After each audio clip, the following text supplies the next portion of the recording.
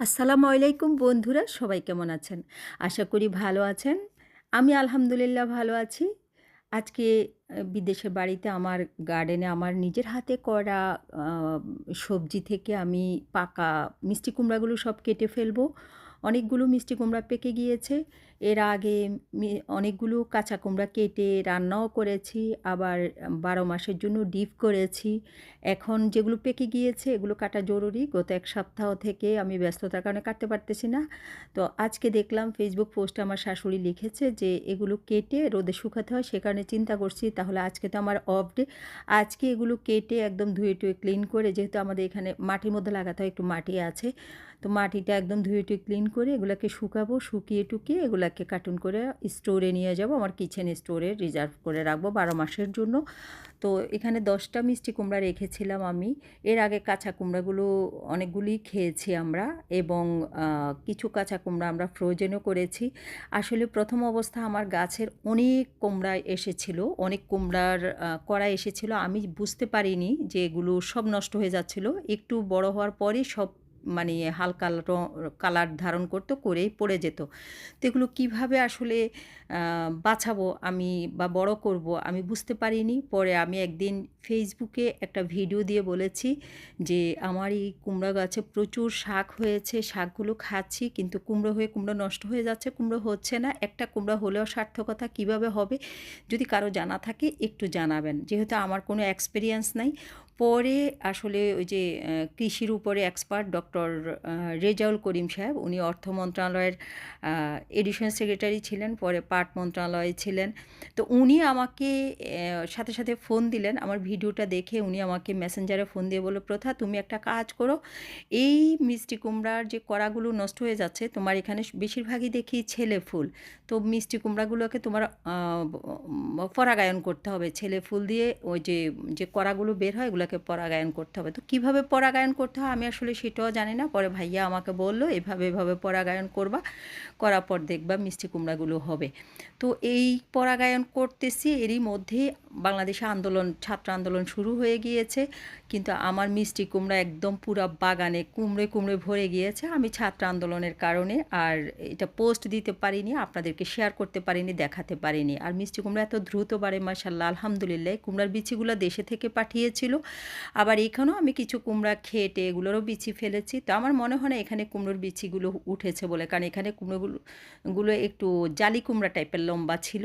তো এখানে তো এই ধরনের কুমড়া হয় নাই। এগুলো সম্ভবত দেশে থেকে পাঠানো। অনেকবার অনেক ধাপে, ধাপে আমি বিচি লাগিয়েছি দেশে থেকে পাঠানো এগুলো, তো অনেক বিচিই উঠে নাই। কিন্তু শেষমেশ কয়েকটা গাছ উঠেছে, সে গাছগুলোকে আমি ছড়িয়ে-টড়িয়ে দিয়েছি।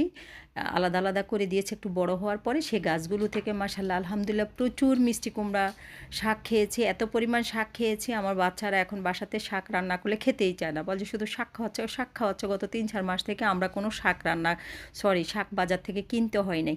কারণ মিষ্টি কুমড়া শাক খাচ্ছি। এরই মধ্যে আমার আবার ডাঁটা শাক চলে আসছে, ডাঁটা বড় হয়ে গিয়েছে, ডাঁটা শাক চলে আসছে।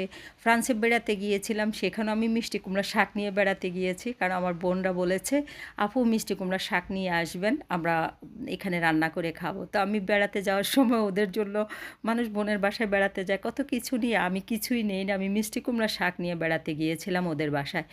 তো যাই হোক, তারা রান্না করেছে, খেয়েছে। তা আমিও আবার ১২ মাসের জন্য এখানে শাক কেটে বেছে পরিষ্কার করে ধুয়ে-টুয়ে রিজার্ভ করেছি। ডাঁটা শাক এবং মিষ্টি কুমড়া শাক ১২ মাসই খাওয়া যাবে। পাশাপাশি আমার গাছে প্রচুর টমেটো ধরেছে। সেই টমেটোগুলো আমি, গাছটা নষ্ট হয়ে গেছে। আসলে মিষ্টি কুমড়া গাছের ভিতরে যে টমেটো গাছ লাগাতে হয় না, ২ টাই সুঁঙের কারণে নষ্ট হয়ে গিয়েছে। আমি আসলে বুঝতে পারি নাই, কারণ প্ল্যান ওয়াইজ লাগাই নাই তো। গাছ উঠে না দেখি বিরক্ত হয়ে ইচ্ছে মতো লাগিয়েছিলাম।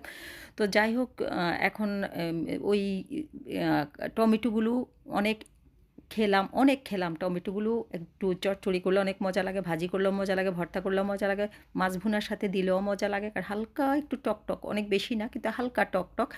তো টমেটোগুলো আমি তুলে নিয়ে আসি, ১ বালতি টমেটো, ওই যে দেখেন আমার পেছন দিয়ে কোণাতে একটা গাছ, ১ বালতি টমেটো তুলে নিয়ে আসি, সেগুলোকে প্রসেস করে ফ্রোজেন করে ফেলেছি। পেছনে আরও ৩ টা গাছ আছে, এখানে অনেক বড়, বড় হয়ে গিয়েছে টমেটো, ভিতরে, ভিতরে অনেক টমেটো পেকে উঠেছে, এগুলো নিয়ে আসবো। মিষ্টি কুমড়া গাছের ভিতরে পড়ে টমেটো গাছগুলো আসলে ঝেঁঝরা হয়ে গিয়েছে, এজন্য নিয়ে আসবো। তো এখানে আমি একটু কুপিয়ে দেখতেছি মাটিটা, এখানে আমার গোল আলু আছে। এই পুরা সাইডটা গোল আলু, দেখেন গোল আলু গাছগুলো দেখা যাচ্ছে। আমি এর আগে অনেক গোল আলু তুলেছি, গোল আলু খেয়েছি আমরা, মোটামুটি 2 মাস গোল আলু খেয়েছি, প্রায় 10-15-20 কেজি মতো গোল আলু তুলেছিলাম।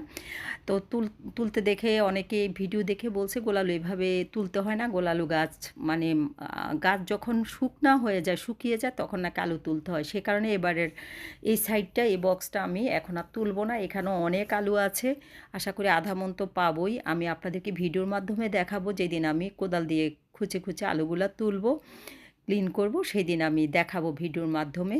এখানে অনেক বড় বড় আলু হয় এবং প্রচুর আলু হয়েছে আলহামদুলিল্লাহ। আমরা আলু খুব একটা কিনতে হয় না, গত 3-4 মাস থেকে আলুও কিনি নাই আমরা খুব একটা।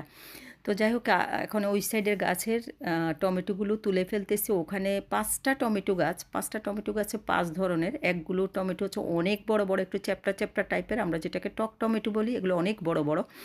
আরেক ধরনের টমেটো হচ্ছে একটু লম্বা লম্বা, যেটাকে মিষ্টি টমেটো বলি, একটু লম্বা লম্বা টাইপের ধরেছে। আরগুলো হচ্ছে ওই যে ছোট ছোট, একটু হালকা টক টক। তো আমি তুলে নিয়ে আসতেছি, যেগুলো হালকা পাক ধরেছে, আর গাছ নষ্ট হয়ে যাচ্ছে। আর এখন উইন্টার চলে আসছে, আলটিমেটলি এখন এমনও সব তুলে ফেলতে হবে। এই যে দেখুন, আমি এতগুলো টমেটো তুলেছি।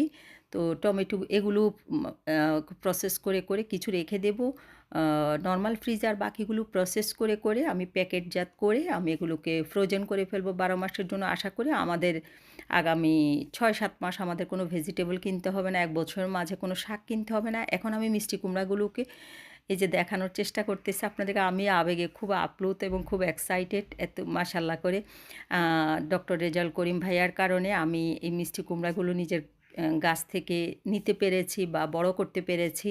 ওনার দিক পরামর্শে। আসলে সোশ্যাল মিডিয়া সবসময় খারাপের জন্য না, অনেক সময় ভালোর জন্য সোশ্যাল মিডিয়া। এই যে সোশ্যাল মিডিয়ার বরাতেই কিন্তু আমি এই জিনিসটা জানতে পেরেছি যে এটাকে এভাবে এভাবে করে পরাগায়ন করলে ফলটা পাওয়া যাবে।